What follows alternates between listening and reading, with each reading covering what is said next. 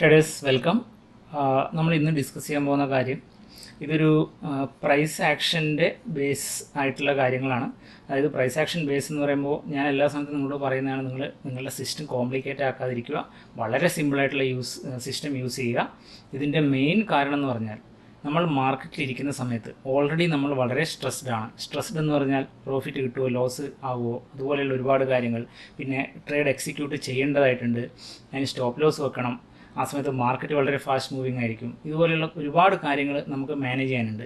അതിൻ്റെ കൂടെ നമ്മളുടെ ട്രേഡിംഗ് സിസ്റ്റവും കൂടെ കോംപ്ലിക്കേറ്റഡ് ആയിക്കഴിഞ്ഞാൽ നമുക്ക് വളരെ ഡിഫിക്കൽട്ടാണ് ട്രേഡ് മാനേജ് ചെയ്യുക എന്ന് പറഞ്ഞാൽ.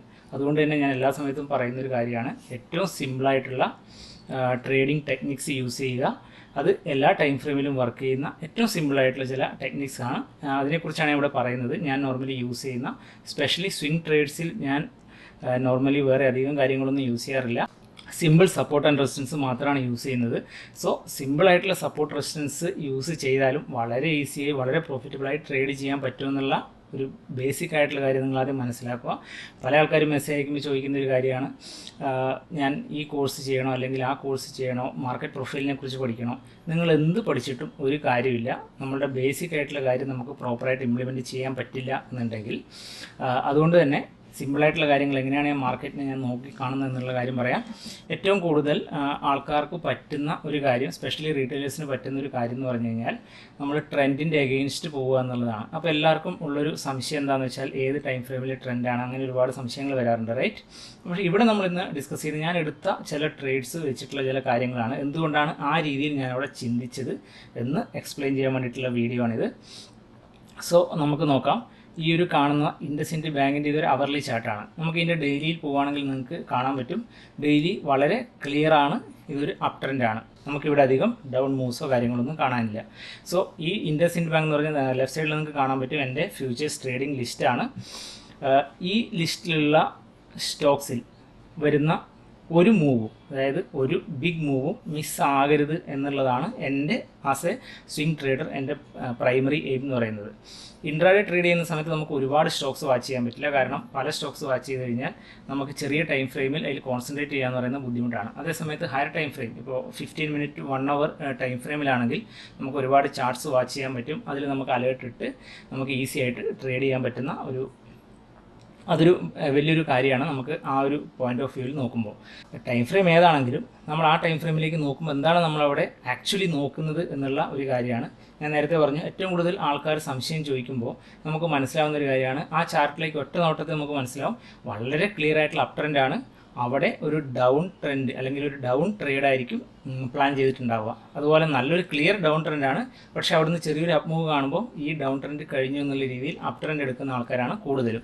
നമുക്ക് കാണാം ഇതൊരു ക്ലിയർ ആയിട്ടുള്ള അപ് ട്രെൻഡാണ്, ഹയർ ഹൈ ഹയർ ലോ എന്നുള്ള രീതിയിൽ പോകുന്നുണ്ട്. ഇവിടുന്ന് ചെറിയ സൈഡ് വൈസ് പോകുന്നുണ്ടെങ്കിൽ മാർക്കറ്റ് അപ് ട്രെൻഡിലാണ്, റൈറ്റ്? സോ ഇതുപോലെയുള്ള ഒരു ബേസിക് ഐഡിയ ഉണ്ടാവുക, അതിനെ ഫൈറ്റ് ചെയ്യാതിരിക്കുക എന്നുള്ളതാണ് ഫസ്റ്റ് തിങ്.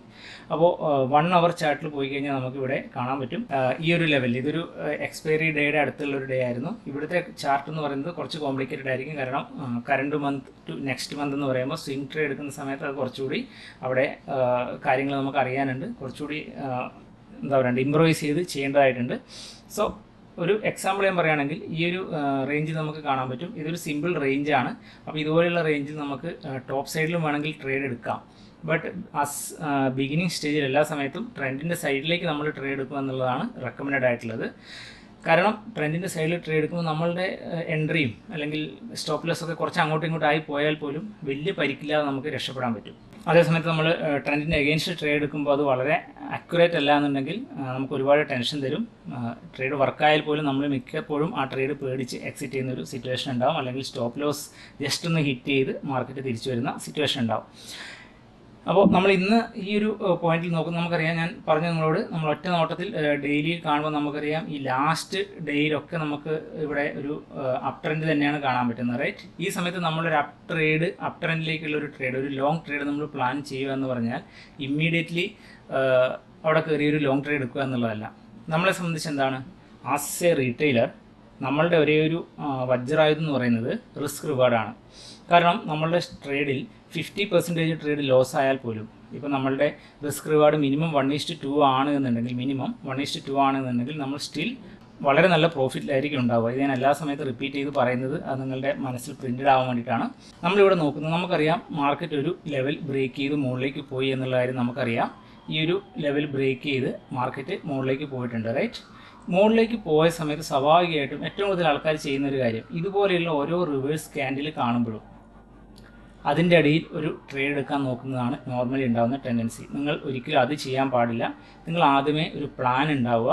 ഈ പ്ലാനിൻ്റെ ഒരു പ്രോബ്ലം എന്താണെന്ന് വെച്ചാൽ, ഇതിപ്പോൾ ഒരു അവർലി ചാർട്ടാണ്, റൈറ്റ്. നമുക്കിതൊരു 15 മിനിറ്റ് ചാർട്ടിൽ അല്ലെങ്കിൽ ഒന്ന് സൂം ചെയ്തിട്ട് നോക്കിയാൽ നമുക്ക് മനസ്സിലാവും.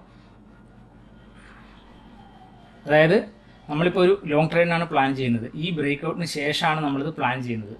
അപ്പോൾ ഈ ബ്രേക്ക് ഔട്ട് കഴിഞ്ഞ ഉടനെ നമ്മൾ ലോങ് ട്രേഡ് എടുക്കുക എന്നുള്ളതല്ല. നമുക്ക് ഏതെങ്കിലും ഒരു പോയിന്റിൽ ഒരു പ്രോപ്പറായിട്ടുള്ള എൻട്രി കിട്ടുവാണെങ്കിൽ മാത്രം. But next 2 days market side vase ആണ് പോകുന്നത്, റൈറ്റ്. അപ്പോൾ അതായത് നമുക്ക് ഒരു എൻട്രി കിട്ടാനുള്ള യാതൊരു ചാൻസും അവിടെ ഇല്ല. മോസ്റ്റ് ആൾക്കാരുടെയും പ്രശ്നവും ഇവിടെയാണ് തുടങ്ങുന്നത്.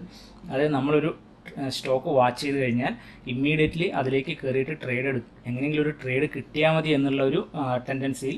അപ്പോൾ പലതരത്തിലുള്ള ക്യാൻഡിൽ സ്റ്റിക്ക് പാറ്റേണിനെ കുറിച്ച് പറയും. അപ്പോൾ അതുപോലെയുള്ള ക്യാൻഡിൽസ് കാണുമ്പോൾ അതിൻ്റെ ഇമ്മീഡിയറ്റ്ലി അതിൻ്റെ ബേസിൽ ട്രേഡ് എടുക്കാനുള്ള ഒരു ടെൻഡൻസി. ബട്ട് ആ സമയത്ത് നമ്മൾ മറന്നിട്ടുണ്ടാവും നമ്മളുടെ ആക്ച്വൽ പ്ലാൻ ട്രെൻഡിൻ്റെ സൈഡിലേക്ക് ട്രേഡ് എടുക്കുക എന്നുള്ള കാര്യമാണെന്നുള്ളത്. അപ്പോൾ നമ്മൾ നോർമലി ഞാൻ ചെയ്യുന്ന കുറച്ച് കാര്യങ്ങളാണ് ഞാൻ എക്സ്പ്ലെയിൻ ചെയ്യുന്നത്. ഞാൻ നോർമലി ഒരു റെസിസ്റ്റൻസ് സപ്പോർട്ട് ട്രേഡ് എടുക്കുക എന്ന് പറയുമ്പോൾ കൂടുതൽ ക്യാൻഡിൽസ്, ഒരുപാട് ക്യാൻഡിൽസ് ഒരു സ്ഥലത്ത് കോൺസെൻട്രേറ്റ് ചെയ്യുന്നുണ്ട് എന്നുണ്ടെങ്കിൽ ആ ഒരു ഏരിയയിൽ ഒരു ബാൻഡ് ഞാൻ വരച്ച് ആ ഒരു ലെവലിലേക്ക് മാർക്കറ്റ് എത്തുമ്പോഴാണ് നോർമലി ട്രേഡ് എടുക്കുക. നമുക്കിത് സൂം ഔട്ട് ചെയ്ത് നോക്കിയാൽ നമുക്ക് മനസ്സിലാവും ഇത് മൾട്ടിപ്പിൾ ഏരിയയിൽ ഈ ഒരു ലെവൽ ക്യാൻഡിൽസ് ടച്ച് ചെയ്യുന്നുണ്ട് എന്നുള്ള കാര്യം. സോ ഇവിടെ ഒരു ട്രേഡ് എടുക്കുക എന്ന് പറഞ്ഞാൽ നമുക്ക് ഡെഫിനറ്റ്ലി ആ സമയത്ത് ഒരു ഗട്ട്സ് വേണം. കാരണം ഇപ്പോൾ ഇതൊരു 15 മിനിറ്റ് ചാർട്ടിൽ കണ്ടാൽ നമുക്ക് മനസ്സിലാവും ഈ ലെവലിലേക്ക് മാർക്കറ്റ് എത്തുമ്പോൾ വളരെ ഫാസ്റ്റായിട്ടാണ് മാർക്കറ്റ് വരുന്നത്, റൈറ്റ്. സോ ഇവിടുന്ന് ട്രേഡ് എടുക്കുക.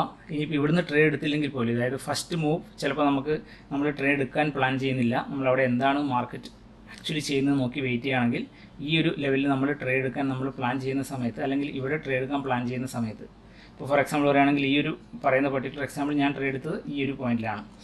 അപ്പോൾ ഈ ഒരു സമയത്ത് നമ്മൾ ട്രേഡ് എൻ്റർ ചെയ്യുമ്പോൾ നമുക്ക് നമ്മളുടെ കൺവിക്ഷൻ ഇല്ല എന്നുണ്ടെങ്കിൽ, നമ്മളുടെ ബാക്ക് ടെസ്റ്റ് ചെയ്ത ഡാറ്റ നമ്മളുടെ കയ്യിലില്ല എന്നുണ്ടെങ്കിൽ നമുക്ക് ട്രേഡ് എടുക്കുക എന്ന് പറയുന്നത് വളരെ ഡിഫിക്കൽട്ടായിരിക്കും. സോ ഈ ഒരു ലെവലിൽ എൻ്റർ ചെയ്ത് കഴിഞ്ഞാൽ നമുക്കറിയാം പിന്നെ മാർക്കറ്റ് ഈ ഒരു മൂവ് മുകളിലേക്ക് കൊടുക്കുമ്പോൾ നമ്മളുടെ റിസ്ക് റിവാർഡ് എപ്പോഴും വളരെ ഹൈ ആയിരിക്കും. റിസ്ക് റിവാർഡ് എന്ന് പറഞ്ഞു കഴിഞ്ഞാൽ സപ്പോസ് ഇപ്പോൾ ഇതൊരു 1429 ഞാൻ ഈ ട്രേഡ് എടുത്തിട്ടുണ്ടായിരുന്നത്. അതിൻ്റെ സ്റ്റോപ്പ് ലോസ് 1419, അതായത് 10 rupees സ്റ്റോപ്പ് ലോസ് ആണ്. ദാറ്റ് മീൻസ് അറൗണ്ട് 5000 പെർ ലോട്ട് നമുക്കിതിൽ റിസ്ക് എടുക്കേണ്ടതായിട്ടുണ്ട്. അതായത് പല സമയത്ത് നമ്മൾ ചെയ്യുന്നൊരു കാര്യം എന്ന് പറഞ്ഞാൽ ട്രേഡ് ചിലപ്പോൾ നമ്മൾ ട്രെൻഡിൻ്റെ സൈഡിലേക്ക് തന്നെ എടുത്തു എന്ന് വരും. ഇത് നമുക്കറിയാം അപ് ട്രെൻഡാണ്. സോ മാർക്കറ്റ് റീട്രേസ് ചെയ്യുന്ന സമയത്ത് നമ്മൾ ട്രേഡ് എടുത്തു.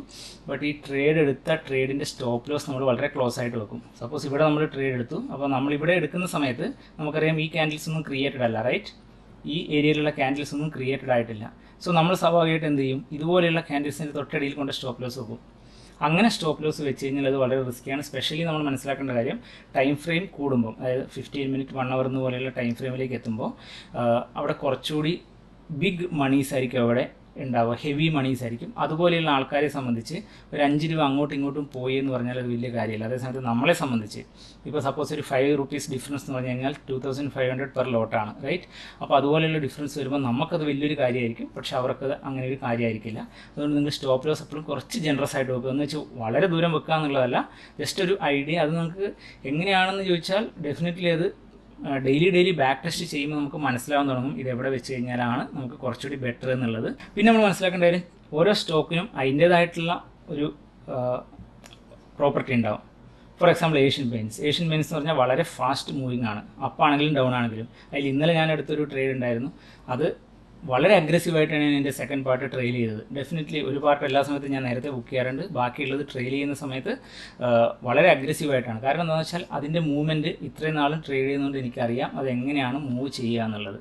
സോ ഈ ഫാസ്റ്റ് മൂവ്മെൻറ്റ്സ് അല്ലെങ്കിൽ നമ്മൾ ഓരോ സ്റ്റോക്കിൻ്റെ പർട്ടിക്കുലർ ക്യാരക്ടർ നമുക്ക് മനസ്സിലാക്കണമെങ്കിൽ നമ്മൾ ആ സ്റ്റോക്കുമായിട്ട് കുറച്ച് സമയം സ്പെൻഡ് ചെയ്യണം. അല്ലാതെ നിങ്ങൾ ഒരുപാട് പുതിയ ടെക്നോളജി കൊണ്ട് ചാർട്ടിലേക്ക് ഇട്ടുകൊണ്ട് കാര്യമില്ല. മാർക്കറ്റ് പ്രൊഫൈൽ ആയിക്കോട്ടെ, CPR ആയിക്കോട്ടെ, ഇതുപോലെയുള്ള എന്ത് കൊണ്ടിട്ടിട്ടും കാര്യമില്ല. നമ്മൾ ആ സ്റ്റോക്കിനെ കുറിച്ച് നമുക്കൊരു ഫീല് കിട്ടില്ല എന്നുണ്ടെങ്കിൽ, അതുകൊണ്ട് തന്നെയാണ് ഇതിപ്പോൾ ഒരു സ്വിംഗ് ട്രേഡ് വാച്ച് ലിസ്റ്റ് ആയിട്ട് പോലും നിങ്ങൾക്ക് കാണാൻ ജസ്റ്റ് 15-17 സ്റ്റോക്സ് മാത്രമാണ് ഈ ഒരു ലിസ്റ്റിലുള്ളത്.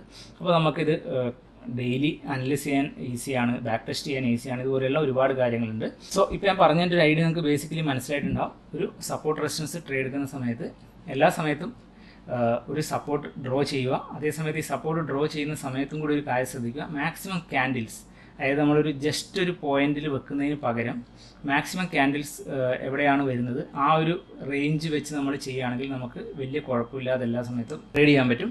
പിന്നെ റിസ്ക് റിവാർഡ്, നമുക്ക് ഒരു കാര്യം മനസ്സിലാക്കി, ഇവിടെ ഒരു 10 രൂപയാണ് നമ്മൾ റിസ്ക് എടുത്തിട്ടുള്ളതെങ്കിൽ നമുക്കറിയാം 1431 ഈ ഒരു ലെവലിലെത്തും. അതായത് ഇത് സെയിം ഡേ തന്നെയാണ്, എല്ലാ ദിവസവും അതുപോലെ സെയിം ഡേ മൂവ് കിട്ടണമെന്നില്ല.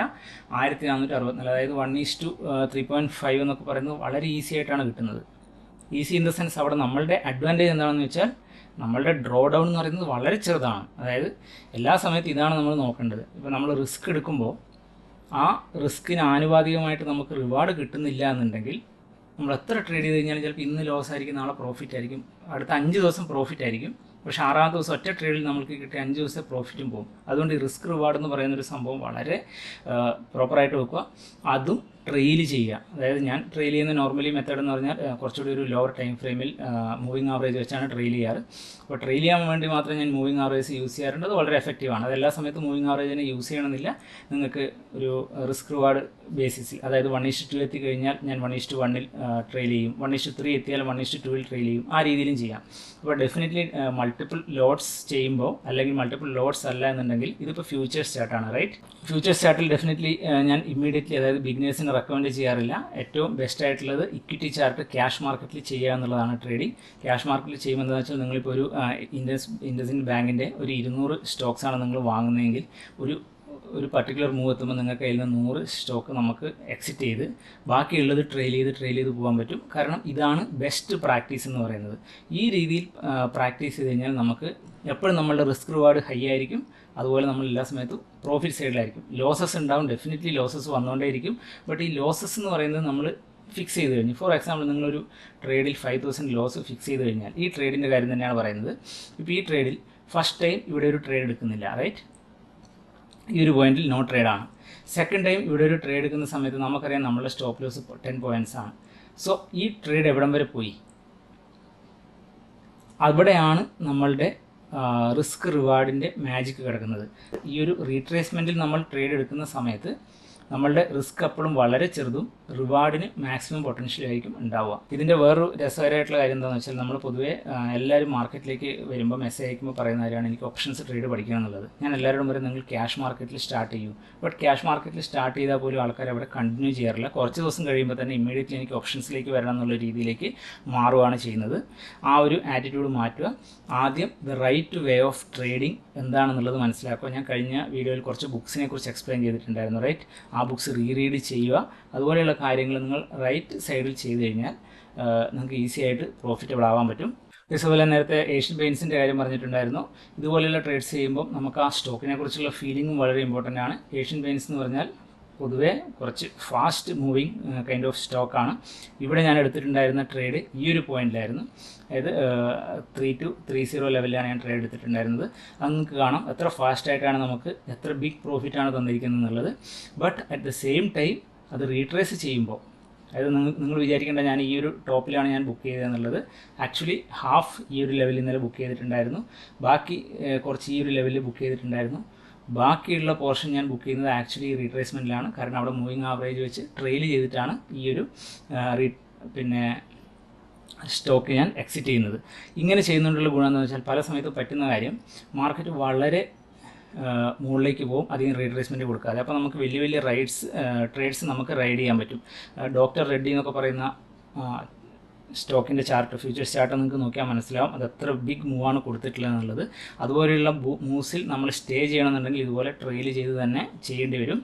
മാർക്കറ്റ് പ്രോഫിറ്റ് തരുമ്പോൾ കുറച്ച് പ്രോഫിറ്റ് എടുക്കുക, നമ്മളുടെ ക്യാപിറ്റൽ പ്രൊട്ടക്റ്റ് ചെയ്യുക, റെസ്റ്റ് നമുക്ക് പറ്റുന്നത്ര ദൂരം നമ്മൾ ട്രെയിൽ ചെയ്യുക. ഈ ഒരു ആറ്റിറ്റ്യൂഡിലാണ് നിങ്ങളുടെ കുറച്ച് സ്റ്റോക്ക് എടുത്ത് അതിൻ്റെ സ്റ്റോക്ക് ലിസ്റ്റ് ഉണ്ടാക്കി അതിൽ നിങ്ങൾ ട്രേഡ് ചെയ്യാൻ തുടങ്ങുന്നതെങ്കിൽ നിങ്ങൾക്ക് വളരെ ഈസി ആയിട്ട്, അതായത് മുന്നോട്ട് കൊണ്ടുപോകാൻ പറ്റും. ഓക്കെ, അപ്പോൾ ഇതുപോലെയാണ് നമ്മൾ പ്രൈസ് ആക്ഷൻ വളരെ സിമ്പിളായിട്ട് പഠിക്കാൻ ശ്രമിക്കുന്നത്. ഈ രീതിയിൽ നിങ്ങൾ ട്രൈ ചെയ്ത് നോക്കുക. സപ്പോർട്ട് റെസിസ്റ്റൻസ് വരച്ച് മാത്രം തന്നെ നിങ്ങൾക്ക് ഈസി ആയിട്ട് പൈസ ഉണ്ടാക്കാൻ പറ്റുന്നുള്ളൊരു കാര്യം മനസ്സിലാക്കുക. ഇതുപോലെയുള്ള വീഡിയോസ് നിങ്ങൾക്ക് ഇനിയും കാണണമെന്നുണ്ടെങ്കിൽ ഡെഫിനറ്റ്ലി കമൻറ്റ് ചെയ്യുക. നമുക്ക് വേറെ വീഡിയോ ആയിട്ട് വീണ്ടും കാണാം. ബൈ.